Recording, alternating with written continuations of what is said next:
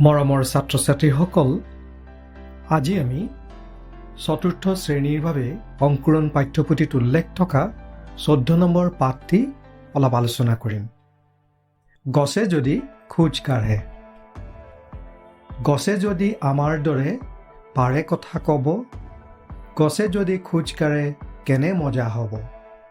ফল আনি গছে যদি ঘৰে ঘৰে দিয়ে, আমাৰ পৰা মৰম স্নেহ পাতত বান্ধি নিয়ে।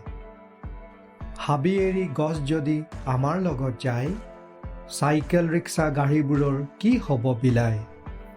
সৰু ডাঙৰ গছ মিলি শাৰী পাতি যাব, দুয়ো কাষে ল'ৰা বুঢ়াই লাগি চাব। কেনে মজা হ'ব যে ভাই, কেনে মজা হ'ব, গছবোৰো আমাৰ দেখোন লগৰীয়া হ'ব। ভাল লাগিলনে বাৰু পদ্ধতি? যদি বিচাৰা আহাচোন আমি আৰু এবাৰ গাওঁ হওঁ। গছে যদি খোজ কাঢ়ে।